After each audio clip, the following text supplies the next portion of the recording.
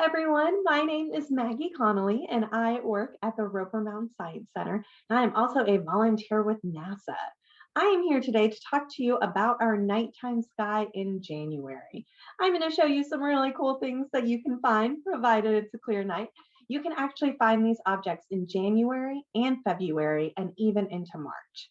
So let's go ahead and let me share my screen so you can see our nighttime sky. There we go. So I'm going to do that too. Perfect. Okay, so here is our nighttime sky. In our nighttime sky, we are facing kind of south-southeast. That's where we want to be looking for these objects I'm about to show you.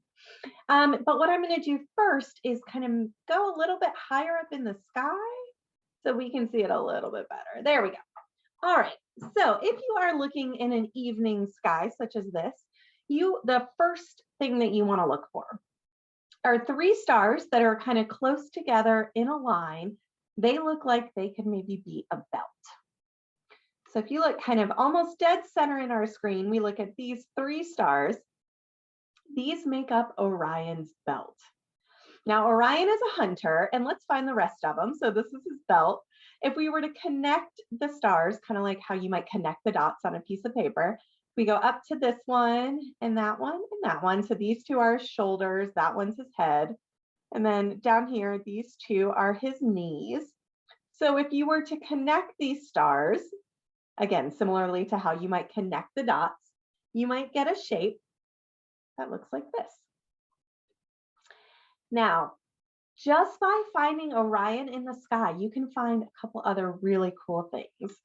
So if we take Orion's belt, we take these three stars and you see how they're kind of pointed down. If you follow that line down, you get to this really bright star. If you were to connect this dot down to here, down to this dot and over here, you are going to get a constellation called Canis Major, the big dog. If we go back to Orion's belt and instead of going straight down, you go straight across, you're going to get to this bright star. And if you were to connect it with this one that's kind of slightly dimmer, a little bit smaller, you would get Canis Minor, the little dog. We leave his belt and we go up to this star for his shoulder. This one is called Betelgeuse or maybe Betelgeuse. It's going to look kind of red in the sky. And if you were to draw a line straight over from that one, you're going to get to these two stars, which look like, I don't know, maybe they're about the same size, maybe they're about the same brightness, similar, maybe they could be twins. These two represent the constellation of Gemini, the twins. We go back to our nighttime sky, we go back to Betelgeuse, we draw a line straight up. We're going to get to this bright star. And if you connect these brighter stars that are around it, get kind of this interesting shape. But this is part of the constellation called Auriga, the charioteer. And then finally, if we go back to Orion's belt, we draw our line straight up this way, you're going to get to kind of looks like the letter V in the sky. That is part of the constellation of Taurus, the bull. You can find all of these just by finding those three stars from Orion's belt. I'm going to go ahead and add our names so we can see them. So again, we're looking at Orion, Canis Major, Canis Minor, Gemini, Auriga, and Taurus. Now, if I tell you that Orion is a hunter, he's a person, you can maybe kind of visualize that, right? There's his body and this is his weapon. If I tell you this is a dog, for me, it's a little harder to see. I can imagine maybe that's where his head is and that's his front paw. We go back down, back paws, his leg, or excuse me, his tail. But if I tell you this is a dog or that these are twins, it's a little bit harder for me, at least, to visualize. Let me take away our names, and now I'm going to show you the illustrations. So now you can see how the Greeks imagined that these constellations would look like. Our hunter, the big dog, the small dog, the twins, the charioteer, and the bull. Next up, once you find these objects, if you find the brightest star in each of them, you can also find something else that's interesting. So let's start with Orion. The brightest star is not going to be this Betelgeuse one up here, but if you go to his belt and we go straight down to this star, This is the star of Rigel. We follow our line, we get to this bright star. This is actually the brightest star in our nighttime sky. You seriously can't miss this one. And I say seriously because the name of this star is Sirius. If we go back to our belt, we draw our line straight across. The bright star from the little dog is called Procyon. Back to Orion, up to Betelgeuse. We're going to draw our line straight over. Remember, we had these two stars that looked similar in brightness and size. There's one that's slightly brighter, and that one is called Pollux.